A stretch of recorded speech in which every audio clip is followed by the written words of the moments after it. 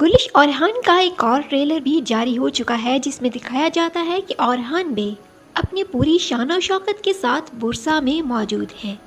جبکہ اس سے اگلے سین میں دکھایا گیا کہ اورحان بے بورسا میں داخل ہو رہے ہیں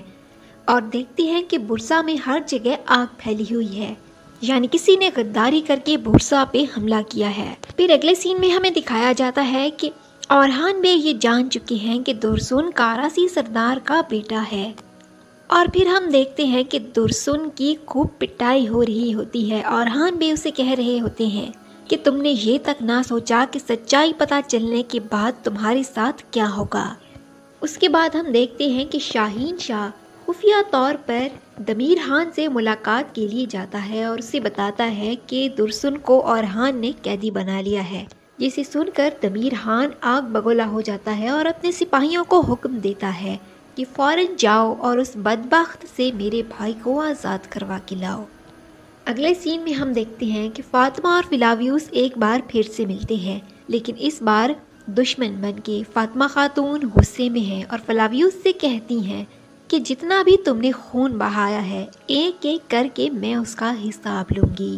جبکہ فلاویوس خاموشی سے فاطمہ خاتون کی باتیں سن رہا ہوتا ہے، جسے دیکھ کر لگتا ہے کہ فلاویوس نے یہ اپنے ذاتی انتقام کے لیے نہیں کیا بلکہ شہزادی اسپورچا کے حکم سے کیا تھا۔ اگلے سین میں حلیمہ روتی ہوئی دکھائی دیتی ہے اور کہتی ہے بہن میرا دل اندر سے جل رہا ہے، اور اب اگلی کچھ ایک ساتھ تک حلیمہ کا دل اسی طرح جلتا رہے گا۔ اس کے بعد ہم دیکھتے ہیں کہ اورحان غازی بورسا میں اپنی پوری فیملی کے ساتھ کھانے کی میز پر موجود ہیں،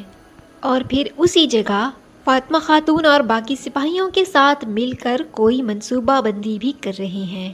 پھر اگلے سین میں ہم دیکھتے ہیں کہ شہزادی اسپورچا فلاویوس کو یہ حکم دے رہی ہوتی ہے کہ سب کو مار ڈالو سوائے اورحان کے، اورحان مجھے زندہ چاہیے۔ پھر ہم دیکھتے ہیں کہ اورحان بھی منصوبہ بندی کر رہا ہے اور یہ کہتا ہے کہ شہزادی اسپورچا خون سے ہی حکومت کرنا چاہتی ہیں۔ پھر دافنے اور شہزادی اسپورچا کو دکھایا جاتا ہے، جہاں دافنے اسپورچا سے کہہ رہی ہوتی ہے کہ میں ہر حال میں نیلوفر کو تمہارے پاس لے کر آؤں گی۔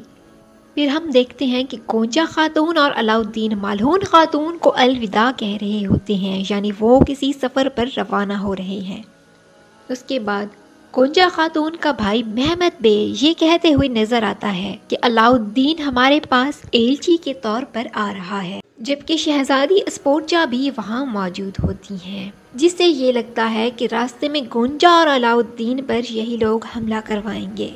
اس کے بعد ہم دیکھتے ہیں کہ اورحان بے بھی اپنے پورے جلال میں ہے اور یہ کہتے ہیں کہ شہزادی اسپورچا یہ نہیں جانتی کہ جو خون سے حکومت کرتا ہے پھر اس کے ساتھ بھی خون سے ہی سلوک کیا جاتا ہے۔ اس کے بعد ہم دیکھتے ہیں کہ اورحان بے، فاطمہ خاتون اور کارا ہیلیل بورسا کی فصیلوں پر موجود ہیں، جبکہ نیچے فلاویوس اور اسپورچا اپنے لشکر کے ساتھ کھڑے ہیں، جس سے دیکھ کر یہ سمجھ آتا ہے کہ اورحان غازی اور اسپورچا کے درمیان اب واضح اعلان جنگ ہو چکا ہے۔